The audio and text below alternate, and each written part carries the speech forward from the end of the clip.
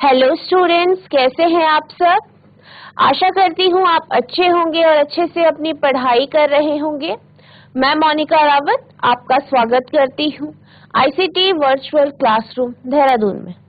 बच्चों, आज हम क्लास 9th का जो आपका सब्जेक्ट है साइंस, उसका चैप्टर साउंड को कंटिन्यू करेंगे। तो बच्चों, लास्ट लेक्चर में हमने साउंड के बारे में पढ़ा था कि साउंड होती क्या है।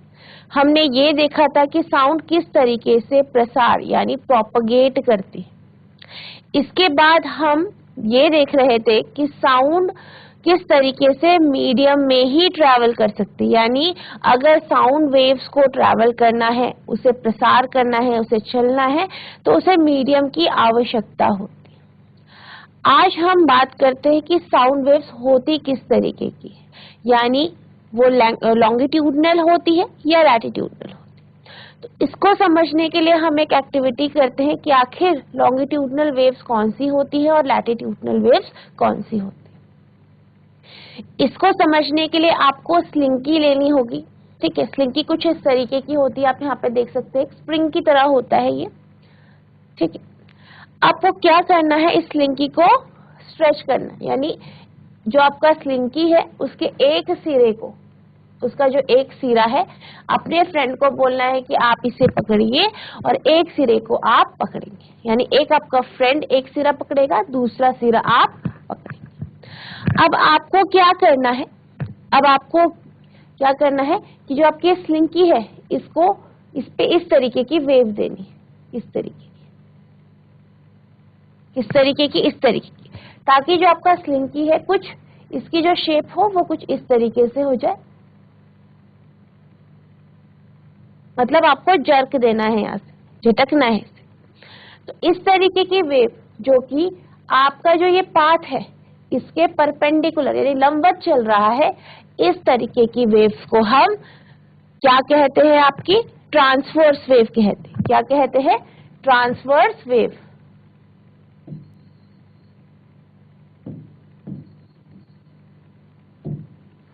वही अगर हम स्लिंकी को इस तरीके से खींचते हैं और एक साइड से आगे पीछे धक्का देते हैं, तो स्लिंकी कुछ इस तरीके से मूव करेगी, यानी जो स्लिंकी में वेव है वो इस तरीके से आपकी मूव करेगी। यानी एक जगह आपको कंप्रेशन दिखाई देगा, दूसरी जगह रेयरफेक्शन, फिर कंप्रेशन, फिर रेयरफेक्शन, इस तरीके से आपकी वेव मूव करेगी, यानी तरंग इस तरीके से प्रसार करती। तो इस तरीके की वेव जो कि आपके जो मोशन है उसी की डायरेक्शन की तरफ चल रही होती है, इस तरीके से चल रही होती है, इनको हम लॉन्गिट्यूडनल वेव कहते हैं। क्या कहते हैं? Longitudinal wave.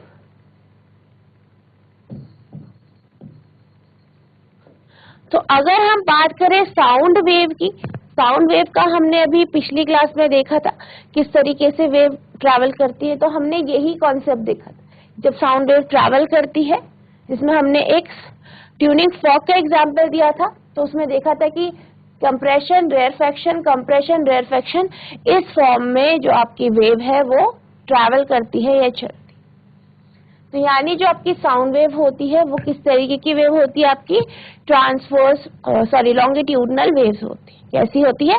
लॉन्गिट्यूडनल वेव्स होती है। इसको हम डिटेल में अब यहाँ पे पढ़ेंगे।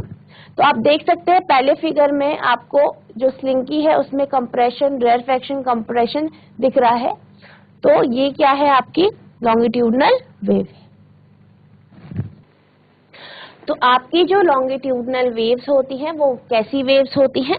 Longitudinal waves are those waves in which the particle of the medium move parallel to the propagation of wave, यानी ऐसी वेव जो कि जिस डायरेक्शन में आपकी जो तरंग है वो चल रही है उसके पैरेलल जब वेव, कोई भी वेव मूव करती है, ऐसी वेव को हम लॉन्गिट्यूडनल वेव कहते हैं। जैसे आपकी साउंड वेव जो होती है वो आपकी कैसी वेव होती है? लॉन्गिट्यूडनल वेव होती है। वहीं अगर हम ट्रांसवर्स वेव की बात करें तो उसका फॉर्मेट कुछ इस तरीके से होता है। Transverse wave are those waves in which particles of the medium move perpendicular to the direction of propagation, यानी ऐसा वेव, ऐसी तरंगे जो कि जिस डायरेक्शन में तरंग जा रही है, जिस दिशा में तरंग जा रही है, उसके परपेंडिकुलर, उसके लंबवत मूव करता है, चलता है, गति करता है, ऐसी वेव को हम ट्रांसवर्स वेव कहते हैं। जैसे फॉर एग्जाम्पल, जब आप किसी तालाब में पत्थर फेंकते हैं, ठीक है, तालाब है, उसमें पानी है, उस पर आपने पत्थर फेंका, तो जैसे ही आप तालाब में पत्थर फेंकते हैं, ठीक है, तो यहाँ पे इस तरीके से आपको पानी का जो है मूव करते हुए दिखाई देती है और कुछ इस तरीके से मूव होता है पानी, ठीक है। तो ये जो आप तालाब देख रहे हैं, जिस पे आप कंकड़ फेंक रहे हैं, पत्थर फेंक रहे हैं, इससे जो वेव जनरेट होती है, इनको हम क्या कहते हैं? ट्रांसवर्स वेव कहते हैं। आई होप आपको ये समझ में आ गया होगा। अब हम बात करते हैं प्रॉपर्टीज ऑफ साउंड वेव, यानी जो आपकी साउंड वेव होती है, जो आपकी ध्वनि तरंगे होती हैं, उसकी प्रॉपर्टीज यानी उसके गुण क्या होते हैं, ये हम समझ। सबसे पहला है आपके पास फ्रीक्वेंसी यानी आवृत्ति। तो बेसिकली फ्रीक्वेंसी क्या होती है? एक सेकंड में कितने दोलन हुए हैं, यानी कितने टाइम ऑसिलेशन हुआ है, इसे हम फ्रीक्वेंसी कहते हैं। इसका मतलब क्या है? इसका मतलब ये है कि सपोज आपने एक टाइम पीरियड लिया है 0 to 2 का, ठीक है।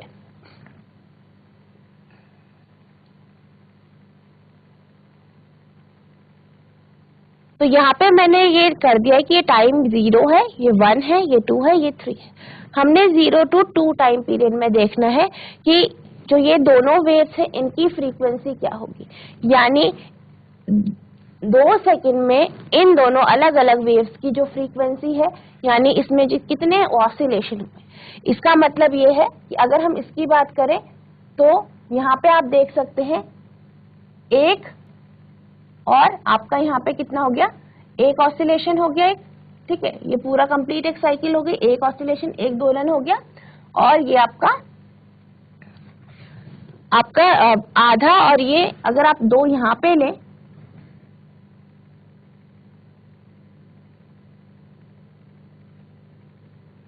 तो ये आपके पास कितना हो गया? 2 ऑसिलेशन हो गए, ठीक है, क्योंकि 2 साइकिल कंप्लीट हो।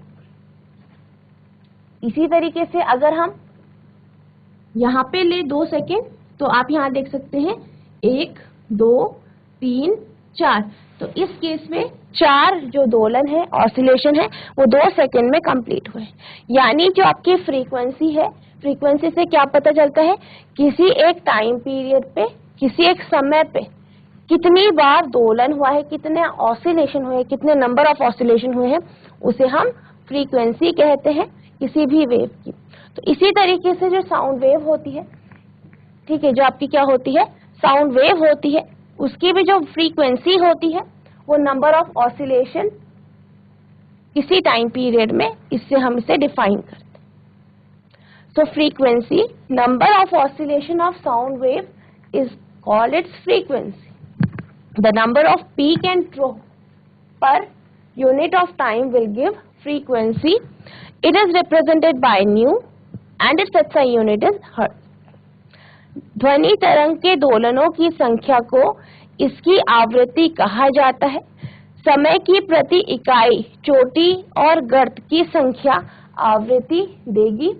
इसे न्यू द्वारा दर्शाया जाता है और उसका मात्रक आपका हर्ट्ज, यानी कि कितना जो है ऑसिलेशन में आपके वेव्स जो है आपका क्या आया है? आपका गर्त या फिर आपकी चोटी आई है, पीक या ट्रो आया है, ठीक है।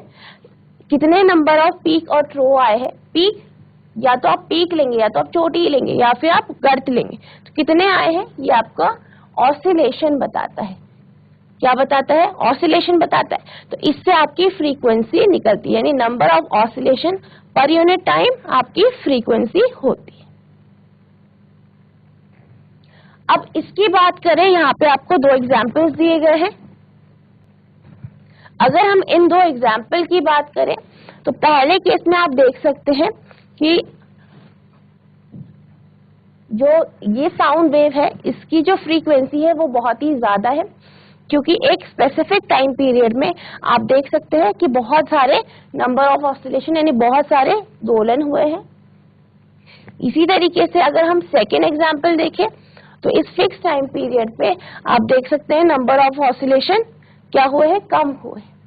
तो यानी ये जो सेकेंड केस है ये लो फ्रीक्वेंसी वेव का केस है, और पहला क्या है आपका हाई फ्रीक्वेंसी वेव का केस। अब हम टाइम पीरियड की बात करते हैं, यानी समय अवधि की बात करते हैं।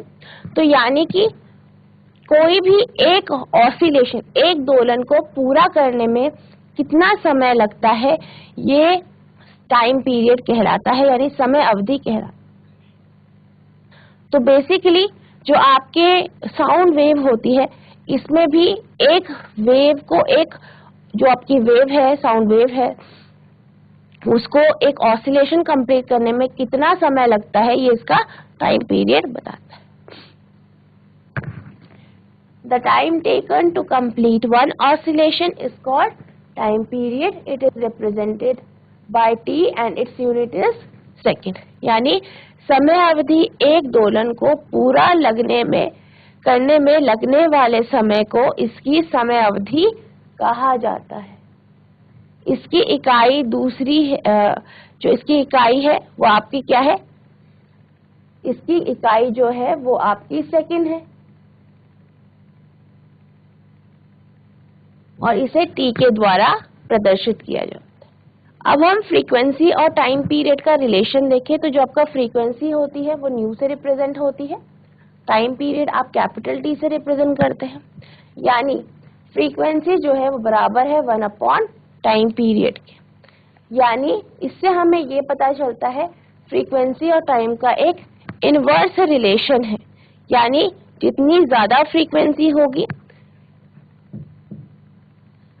उतना आपका कम टाइम होगा। यानी कम टाइम में अगर आप कहते हैं किसी भी जो आपकी वेव है उसकी फ्रीक्वेंसी ज्यादा है, इसका मतलब किसी एक पर्टिकुलर टाइम में जो इसके दोलन है या फ्रीक्वेंसी है, नंबर ऑफ ऑसिलेशन है, वो ज्यादा है। यहाँ पे आप देख सकते हैं ये एक ग्राफ है और यहाँ पे हमने जो है वेव को रिप्रेजेंट किया है।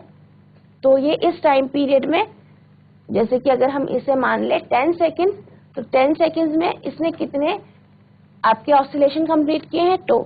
तो यानी यहाँ पे 2 क्या है आपका फ्रीक्वेंसी है और t क्या है टाइम पीरियड, जो कि आपका 10 सेकेंड। अब हम बात करते हैं एम्पलीट्यूड यानी आयाम की। एम्पलीट्यूड का मतलब होता है कि जो सबसे ज्यादा विक्षोभ होता है, ठीक है, किसी भी साइड में वेव के, यानी जो डिस्टरबेंस है, मैक्सिमम डिस्टरबेंस, किसी भी दोनों में से किसी भी साइड पे जो मैक्सिमम डिस्टरबेंस होता है किसी वेव का, वो उसका एम्पलीट्यूड यानी आयाम कहलाता है। तो बेसिकली जो आपकी आयाम होती है, यानी जो पीक होता है डिस्प्लेसमेंट का इक्विलिब्रियम पोजीशन में, वो आपका आयाम कहलाता है। जैसे कि आप ग्राफ में देख सकते हैं ये एक वेव है, तो आप देख सकते हैं ऊपर ये आपका कंप्रेशन दिखा रहा है, यानी मीन पोजीशन यानी जो आपकी ये 0 पोजीशन है, इससे मैक्सिमम डिस्प्लेसमेंट हुआ है ऊपर की तरफ, तो ये आपका कंप्रेशन कहलाता है। और अगर नीचे की तरफ दूसरी डायरेक्शन में होता है तो इसे हम रेरफेक्शन कहते हैं। जो आपका एम्पलीट्यूड होता है यानी आयाम होता है किसी भी वेव का, किसी भी तरंग का, वो उस जो साउंड वेव है उसकी लाउडनेस बताता है कि वो कितनी लाउड होगी, ये आपका एम्पलीट्यूड बताता है। अगर हम एम्पलीट्यूड की बात करें, क्योंकि ये डिस्टरबेंस है, ठीक है, क्योंकि डिस्टरबेंस है तो यानी कि हम इसे डिस्टरबेंस या डिस्प्लेसमेंट कह रहे हैं, तो इसकी जो यूनिट होगी आपकी, वो आपकी वही होगी जो कि आपकी डिस्प्लेसमेंट की होती है, यानी मीटर, और इसे हम ए से रिप्रेजेंट करते हैं। So amplitude, the magnitude of the maximum disturbance in the medium on either side of mean value is called amplitude of the wave. यानी मध्य मान के दोनों ओर माध्यम में अधिकतम विक्षोभ के परिमाण को तरंग का आयाम कहा जाता है। It is usually represented by letter A and its SI unit is metre. इसे आमतौर पर अक्षर ए द्वारा दर्शाया जाता है और इसकी इकाई मीटर है। तो ये आपका एम्पलीट्यूड है जो कि एक प्रॉपर्टी है किसी भी वेव की, और इससे ही हम लाउडनेस यानी कोई भी आवाज कितनी लाउड है ये हम पता लगा सकते हैं। तो जैसे कि मैंने आपको कहा कि हम लाउडनेस, कोई भी आवाज कितनी लाउड है ये हम उसके आयाम से पता लगा सकते हैं। अगर आवाज क्या एम्पलीट्यूड आयाम ज्यादा होगा तो आपकी जो ध्वनि होगी वो लाउड होगी। वहीं अगर किसी भी वेव का, किसी भी तरंग का आयाम कम होगा तो उसकी जो साउंड होगी, उसकी जो ध्वनि होगी वो सॉफ्ट होगी। जैसे कि आप यहाँ पे देख सकते हैं, यहाँ पे आपके पास दो तरीके की साउंड वेव यहाँ पे दिखाई गई है। पहली वेव देखें तो आप देख सकते हैं कि एम्पलीट्यूड कम है,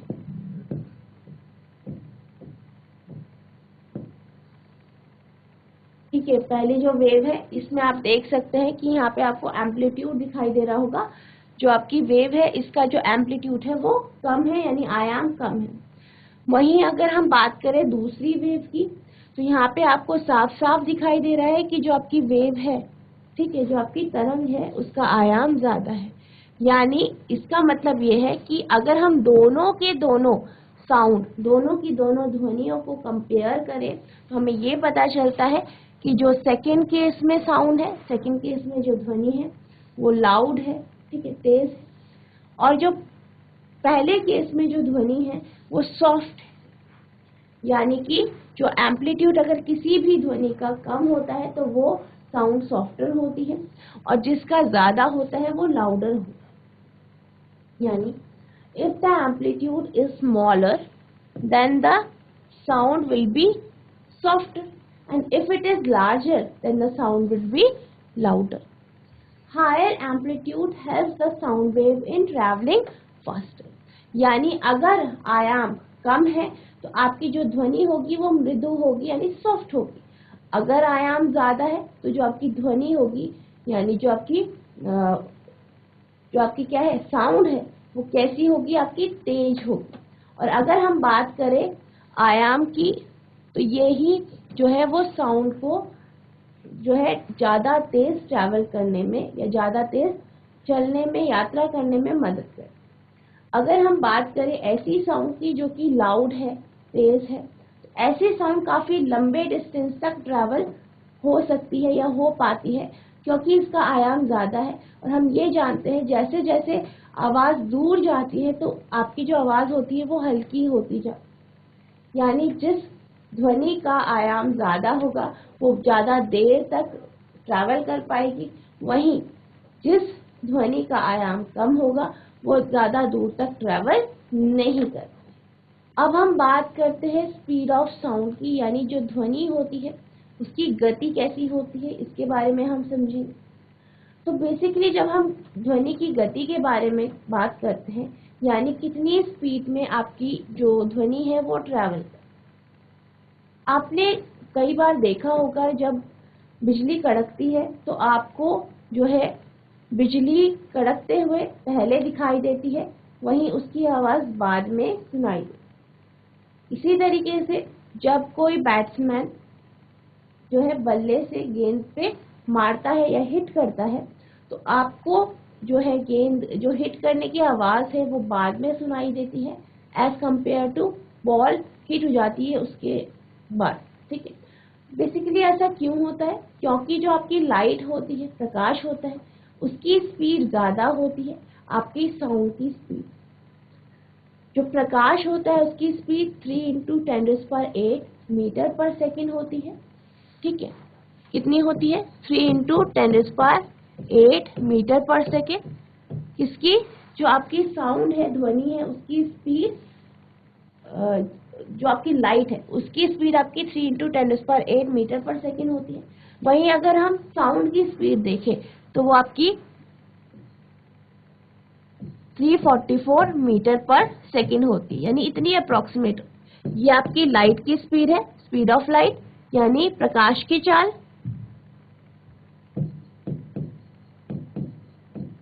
प्रकाश की चाल, और ये क्या है आपकी ध्वनि की चाल।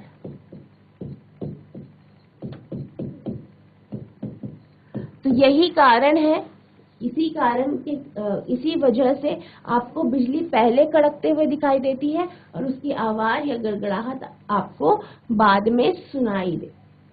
यानी जो प्रकाश की चाल है वो ज्यादा है आपकी ध्वनि की चाल। वहीं अगर हम बात करें साउंड की, तो आप ये जानते हैं साउंड जो है वो जब भी ट्रैवल करता है वो कंप्रेशन और रेरफेक्शन के फॉर्म में ट्रैवल करता है।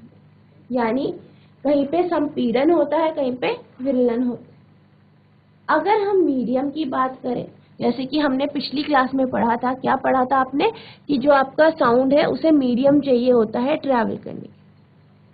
ठीक है, मीडियम चाहिए ट्रैवल करने के लिए, माध्यम चाहिए। क्या चाहिए? माध्यम चाहिए।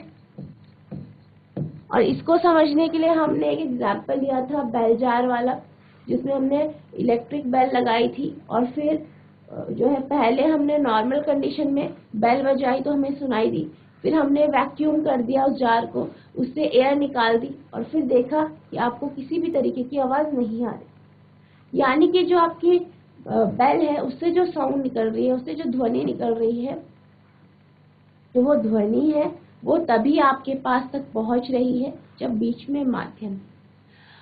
तो जो आपकी साउंड है वो माध्यम पे चलती है, यानी मीडियम में चलती है। और हमारे पास 3 तरीके के मीडियम होते हैं। एक आपका सॉलिड होता है, यानी जिसे आप ठोस कहते हैं। दूसरा आपका लिक्विड होता है, जिसे आप क्या कहते हैं? तरल कहते हैं। और तीसरा आपका गैस होता है, ठीक है, जिसे आप गैस कहते हैं। ठीक है, तो ये आपके 3 तरीके के क्या होते हैं? मीडियम होते। अगर हम स्पीड ऑफ साउंड की बात करें, यानी ध्वनि की चाल की बात करें, तो इसकी जो स्पीड होती है वो सबसे ज्यादा सॉलिड्स पे होती है और सबसे कम आपकी गैस में होती है। क्यों होती है? आप इन तीनों का स्ट्रक्चर जानते हैं। आपने छोटी क्लासेस में सॉलिड, लिक्विड और गैस, ठोस, तरल और गैसों का स्ट्रक्चर पढ़ा है, उसके मॉलिक्यूल्स के बारे में पढ़ा है।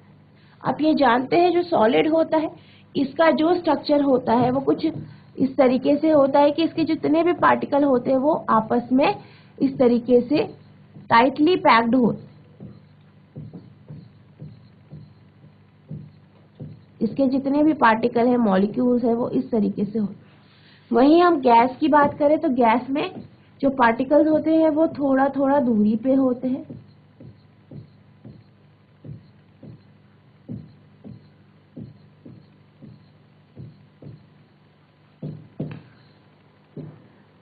तरल में क्या होते हैं? थोड़ा दूरी पे होते हैं पार्टिकल। वहीं गैस में बहुत ज्यादा दूरी पे आपके पार्टिकल्स। तो जब आपके जो पार्टिकल्स हैं, सॉलिड की अगर हम बात करें, टाइटली पैक्ड है, पास पास है, तो जब साउंड इससे ट्रैवल करती है तो वो इजीली पास हो जाती है, क्योंकि सारे के सारे जो मॉलिक्यूल्स है गैस के वो एक खट्टे हैं, एक साथ है, जुड़े हुए। वहीं अगर हम लिक्विड की बात करें, लिक्विड के जो पार्टिकल होते हैं वो थोड़ा दूरी पे होते हैं। इस कारण अगर साउंड इससे ट्रैवल करती है तो इसे टाइम लगता है थोड़ा ट्रैवल होने में। वहीं गैस की बात करें तो गैस में आपको जो साउंड की स्पीड है वो बहुत कम होती है, क्योंकि इसके जो पार्टिकल्स होते हैं उनके बीच में बहुत ज्यादा गैप। यानी जो आपका सॉलिड है इस पे जो साउंड की स्पीड है वो सबसे ज्यादा होती है और सबसे कम आपकी गैस पे होती है। यही कारण है कि जब, जैसे कि मैंने लास्ट क्लास में एग्जांपल लिया था कि अगर कोई ट्रेन आ रही है, ठीक है, आ रही है, आपको आवाज एयर पे सुनाई नहीं देगी। आप ऐसे खड़े हो, ठीक है, कहीं दूर से आ रही है तो आपको एकदम से सुनाई नहीं देती। लेकिन जब आप पटरी पे कान लगाते हो तो आपको सुनाई देती है कि कहीं दूर से ट्रेन आ रही है, क्योंकि पटरी क्या है आपकी? सॉलिड है, ठोस है, तो वहां पे बहुत जल्दी जो है साउंड ट्रैवल कर पाती है एज कंपेयर टू एयर, यानी हवा। तो यही कारण है कि आपको जो ठोस होते हैं, सॉलिड्स होते हैं, उसमें जो है ज्यादा जल्दी साउंड सुनाई देती है, ये साउंड ठोस में ज्यादा जल्दी ट्रैवल। अब हम इसके टेम्परेचर की बात करते हैं। किसकी बात करते हैं? तापमान या टेम्परेचर की।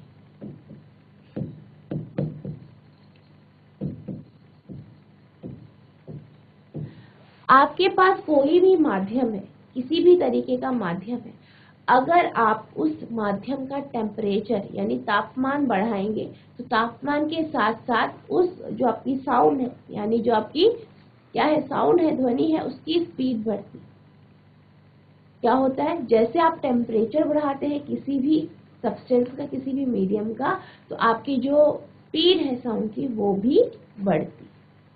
तो ये कुछ कंडीशंस है जिसके ऊपर स्पीड ऑफ साउंड यानी ध्वनि की जो स्पीड है वो डिपेंड करती है। Speed of sound, it is the distance which compression and rarefaction travels per unit time, यानी ध्वनि की गति यह वह दूरी है जो संपीड़न या एक विरलन समय की प्रति इकाई यात्रा करती है। यानी एक पर्टिकुलर टाइम पीरियड में कंप्रेशन और रेरफैक्शन कितना चल रहा है, कितनी यात्रा कर रही है, वो इसकी स्पीड को दर्शाता है। अगर हम साउंड की स्पीड की बात करें, हम इस v से रिप्रेजेंट करते हैं, तो v आपका क्या होगा, आप जानते हैं speed equals to distance upon time होता है। अगर हम नॉर्मल फॉर्मूला लगाएं, जब आप स्पीड डिस्टेंस और टाइम का रिलेशन लेते हैं, अगर हम इस केस की बात करें तो डिस्टेंस क्या है आपका, लैम्डा है, वेवलेंथ है, तरंग दैर्ध्य। तो ये डी की जगह आप लैम्डा ले लेंगे, नीचे टी, और स्पीड हम v से डिनोट करते हैं, यानी v बराबर आपका लैम्डा अपॉन टी हो जाएगा, यानी वेवलेंथ अपॉन टाइम। और इससे अगर हम स्पीड निकालें, स्पीड क्या है आपका, वेवलेंथ इंटू फ्रीक्वेंसी, क्योंकि हम ये जानते हैं कि फ्रीक्वेंसी बराबर 1/t होता है, अभी देखा था हमने। तो ये आपके जो टाइम है 1/t को हम फ्रीक्वेंसी यानी न्यू लिख सकते हैं, यानी v बराबर आपका लैम्डा न्यू भी होता है। आई होप आपको इतना समझ में आ गया होगा। The speed of all the sound,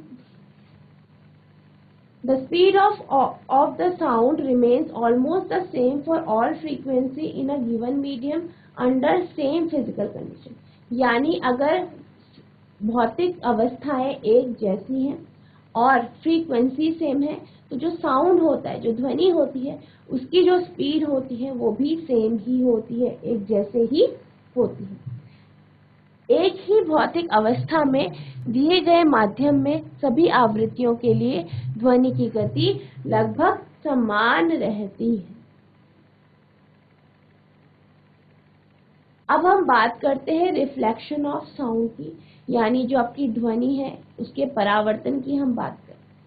जैसे कि आपने लाइट पढ़ा है, लाइट का रिफ्लेक्शन यानी प्रकाश का परावर्तन पढ़ा है, पिछली क्लासेस से आप पढ़ते आ रहे हैं। तो आपने ये देखा है कि जब भी कोई लाइट किसी मिरर पे पड़ती है तो वो बाउंस बैक होती है। जैसे कि अगर आप किसी गेंद को किसी दीवार पे फेंके तो वो वापस आती है, उसी तरीके से आपकी जो लाइट होती है वो भी किसी मिरर यानी दर्पण पे पड़ती है या किसी चमकीली सतह पर पड़ती है तो वो भी वापस आती है। इस प्रोसेस को हम जो है आपका परावर्तन या रिफ्लेक्शन कहते हैं। तो बिल्कुल इसी तरीके से जो आपकी साउंड होती है वो भी रिफ्लेक्ट होती है। तो इसी तरीके से जो आपकी साउंड होती है, ध्वनि होती है, वो भी रिफ्लेक्ट यानी परावर्तन करती है, जिस तरीके से आपकी लाइट करती है। यानी जब भी किसी सॉलिड यानी ठोस पे आपकी ध्वनि पड़ती है तो वो रिफ्लेक्ट होती है। और अगर हम बात करें रिफ्लेक्शन की, यानी ये आपकी ध्वनि गई, ये आपके पास सॉलिड है, ठोस है कोई, यहाँ से आपकी ध्वनि गई, फिर ये यहाँ से रिफ्लेक्ट हो जाए। अगर हम इसके बीच में कोई नॉर्मल ड्रॉ कर देते हैं तो हमारे पास जो एंगल है जो कि आपकी इंसिडेंट वेव बना रही है नॉर्मल के साथ, वो बराबर हो जाता है आपके रिफ्लेक्टेड एंगल के, जो कि रिफ्लेक्टेड जो आपकी वेव है वो आपके नॉर्मल के साथ। ये तीनों के तीनों यानी जो आपका नॉर्मल है, जो इंसिडेंट वेव है और रिफ्लेक्टेड वेव है, तीनों एक ही प्लेन में लाई करते हैं। यानी जो आपका साउंड है या ध्वनि है वो लॉ ऑफ रिफ्लेक्शन को फॉलो करती है और बिल्कुल लाइट का जो रिफ्लेक्शन है उसी की तरह ये भी काम करती है। अगर हम रिफ्लेक्शन की बात करें तो आपका जो रिफ्लेक्शन होता है वो सबसे अच्छा सॉलिड्स यानी ठोसों में होता है। वहीं अगर आप किसी सॉफ्ट या किसी पोरस जैसे कि कपड़ा हो गया, इसकी अगर आप बात करते हैं तो ये क्या करता है, आपकी जो साउंड होती है, आवाज होती है, उसे एब्जॉर्ब कर लेता है यानी अवशोषित कर लेता है। Reflection of sound, sound reflect off a surface in the same way as light reflect and follows the same rule of reflection, यानी जिस तरीके से जो है आपकी जो लाइट है, प्रकाश है, वो रिफ्लेक्ट होता है, उसी तरीके से जो आपकी साउंड है, ध्वनि है, वो भी सरफेस से रिफ्लेक्ट होती है यानी परावर्तित होती है और उन्हीं सेम रूलों को वो फॉलो करती है। The incident sound and the reflected sound makes equal angle with the normal and all three lie on the same plane. जैसे आपका प्रकाश में पढ़ा हमने, रिफ्लेक्शन ऑफ लाइट में पढ़ा, प्रकाश के परावर्तन में पढ़ा, उसी तरीके से जो आपकी साउंड होती है, ध्वनि होती है, जो इंसिडेंट साउंड है, ठीक है, क्या है, जो आपकी आपतित ध्वनि है, वो जो है जो एंगल जो है नॉर्मल के साथ बनाती है, वैसा ही बराबर एंगल वो जो उसकी रिफ्लेक्टेड रे है वो नॉर्मल के साथ बनाती है। और ये तीनों जो रेज हैं, ये तीनों जो वेव्स हैं, वो एक ही प्लेन में लाई करते हैं। अगर हम बात करें रिफ्लेक्शन ऑफ लाइट की, रिफ्लेक्शन ऑफ साउंड की बात करते हैं, तो इसके भी बहुत सारे जो है वो एप्लीकेशन है, क्योंकि ये रिफ्लेक्ट होती है, इसकी एक बहुत बड़ी प्रॉपर्टी है। इसी कारण आपने देखा होगा कि जो एम्पलीफायर होते हैं, ठीक है, उसमें क्या होता है, अगर आपको किसी भी, जैसे आपको कहीं दूर तक आवाज अपनी पहुंचानी है तो आप एम्पलीफायर का यूज करते हैं, उस पर आप बोलते हैं। उसमें क्या होता है, वो बेसिकली आपका इस तरीके से होता है, वो आपका कुछ इस तरीके से होता है, कोनिकल शेप में होता है, शंकु की तरह होता है। यहाँ पे आप इस पे बोलते हो, तो जब आप यहाँ पे बोलते हो तो आपकी जो आवाज है वो रिफ्लेक्ट होती जाती है, जिस कारण उसका जो है एम्पलीट्यूड बढ़ता है और जो आपकी आवाज है वो तेज निकलती है, या ध्वनि तेज हो जाती। इसी तरीके से अगर हम स्टेथोस्कोप की बात करें, जो डॉक्टर यूज करते हैं, आपने देखा होगा डॉक्टर आपकी हार्ट बीट सुनते हैं, कानों पे लगाते हैं स्टेथोस्कोप को और उसका दूसरा हिस्सा आपके चेस्ट पे या छाती पे रखते हैं। तो जो आपका स्टेथोस्कोप होता है वो कुछ इस तरीके से होता है।